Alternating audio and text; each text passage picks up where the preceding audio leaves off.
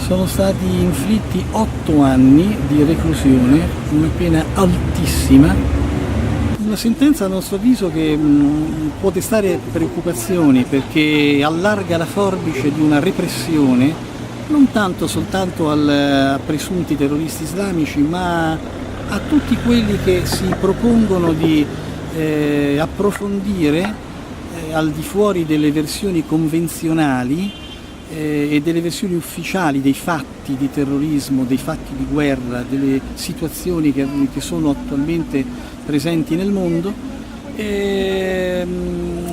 mirando a reprimere, a scoraggiare, a impaurire in modo da non azzardarsi ad approfondire interpretazioni alternative di quello che sta succedendo, di non andare troppo a indagare chi possano essere veramente i responsabili degli episodi di grande terrorismo stragista, i mandanti reali, ed è una sentenza che si inserisce, a mio avviso, in quel tentativo di coprire addirittura le reali responsabilità. Che questo sia consapevole dei giudici certamente non si può di sicuro affermare, loro sono i primi suggestionati da un clima mediatico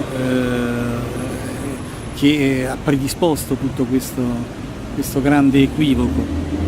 Però chi sa, chi dirige realmente dall'alto queste operazioni, chi le predispone, chi le prepara nei luoghi deputati a questo, gli stati maggiori, gli ambienti politici più riservati, chi sa tutto questo è ben consapevole dei risultati che vuole raggiungere e delle strategie necessarie per raggiungerli. Sentenza dura, indubbiamente, eccessivamente dura, messa sulla base di niente, sulla base di non c'erano elementi per condannare Gendron e Ayashi a 8 anni con l'accusa del 270 bis. Certo, aspettiamo le motivazioni e faremo sicuramente appello e andremo avanti nel sostenere la loro innocenza.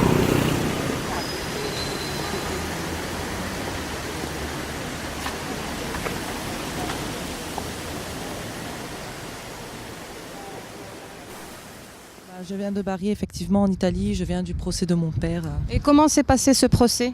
Malheureusement, très mal. Très mal parce qu'on est arrivé, on a eu des heures d'attente. Une injustice incroyable parce que tout le monde pouvait rentrer sauf nous. On était avec un journaliste, mais comme il venait de Belgique, ça ne les intéressait pas, évidemment. Tous les journalistes, eux, italiens, pouvaient rentrer. Des grands chefs que je n'ai jamais vus de ma vie. Je ne m'attendais même pas à avoir autant de monde, parce que d'habitude, il n'y a personne. Ces grands chefs venus vraiment de nulle part. Alors, des gradés, des ministres. Tiens.